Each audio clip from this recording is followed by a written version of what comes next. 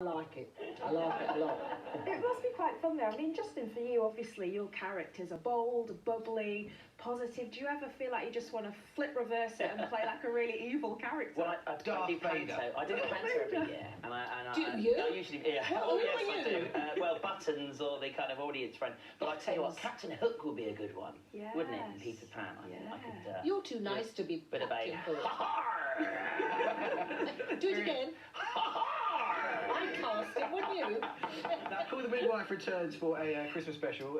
Shaun the Sheep's extended family. I want to tell you, I'm wearing a wimple in Call Midwife. Okay, I can do it right now. I'm a nun. Ah, okay. Yeah. And you filmed it in the Outer Hebrides, is that right? Wow. Very cold. Was it as cold as it? Very beautiful. It's one of the most beautiful places I've ever been. Look, and I just want to say... Sean, look, there he is. Yes. There's a sheep. We like sheep. Damn nuisance they were. My director is brilliant, by the way, Philip Breen. I promised him I would say that. So you've been busier than ever, really, haven't you, Miriam? Yes, they haven't found me out yet. So I'm very lucky. And I'm doing a series on obesity, about which I know a great deal, being a very fat person. You're not slim, are you?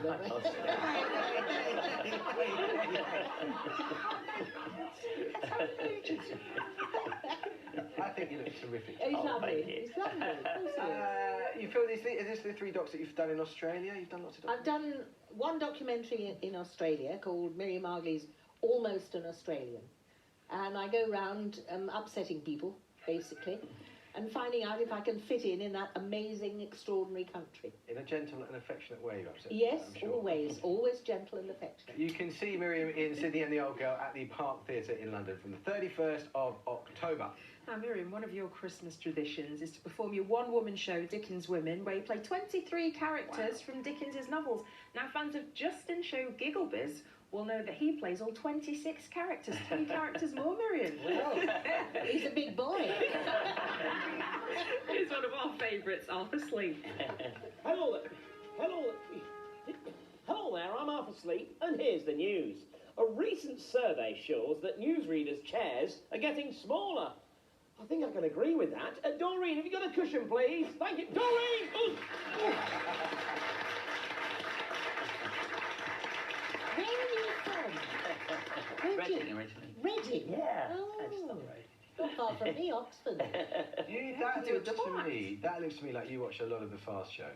I wrote Gigglebiz when I was at drama school 24 or 5 years ago, and I used to write the characters down on post-it notes, and I kept coming up with new characters, and then when we started filming Something Special, which is about 19 years old, the producer at the BBC said, "Oh, have you got another comedy vehicle with some extra characters in?" And I said, "Yes, Gigglebiz." And so I kind of played out all 20 characters without any kind of pitch written down, and he said, "Great, we'll make it." And there are so many successful programmes that you've done, Gigglebiz, Something Special, but also we've got to talk about Mr. Tumble. Of course. 200 episodes. I mean, yes. What would you say is the secret to the success of that show? I think it's such an important show.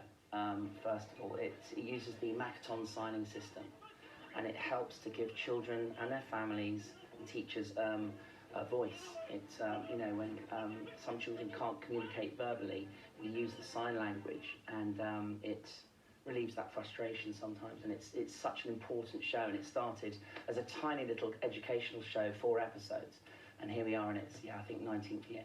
We were talking before we came on air, and you mentioned Laurel and Hardy. I mean, that looks like pure Laurel and Hardy. It's got that sort of slapstick vibe. But they have massive influence on you, Buster Keaton and Charlie Chaplin. Yeah, Laurel and Hardy especially. And in fact, I know you had the guys on from Stan and Ollie recently. I thought that was an amazing film. Wasn't it a lovely film? Yes, wonderful. It really was. And I was taught by Jack Tripp.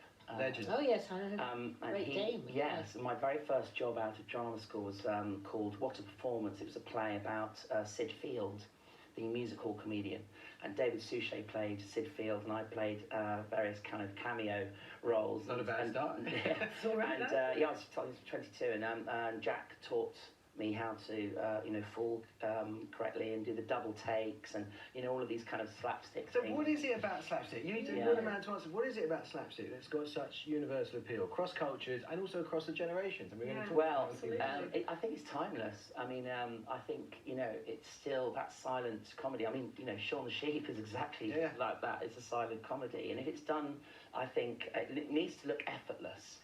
And I think if it's done in the right way, I don't think it's ever going to go out of fashion because there's nothing. I do a warm up at the beginning of the show. I mean, kids, would you like to join in with my warm up, maybe? Okay, so we do some beeping nose, like that. Very good.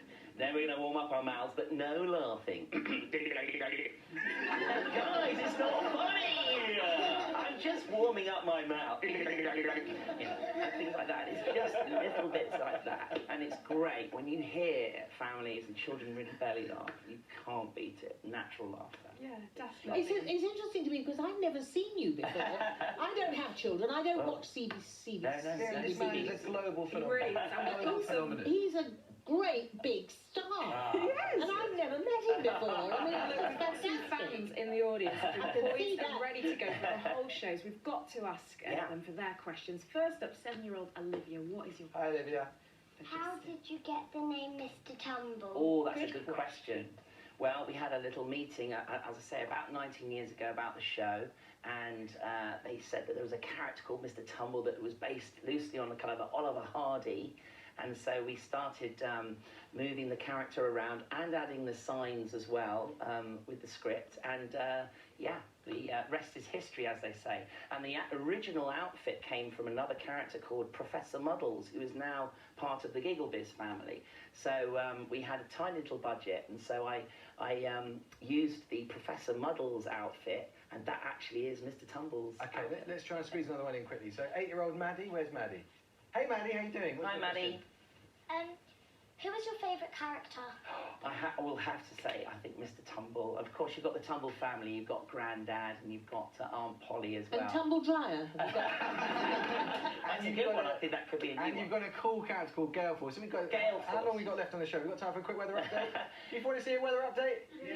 Let's do it. Let's have your weather update. Hello there, I'm Gale Force, and welcome to the One Show. We've had a wonderful time here today, and one big party. Hooray! Thank you so much. That is it. So my big thanks to Justin and Miriam for joining us this evening. Shaun the Sheep Farmageddon is out now, and you can see Miriam in Sydney and the Old Girl at the Park Theatre in London from the 31st of October. Tomorrow we'll be chatting to Harry Hill. Bye guys, thank you so much. See you then.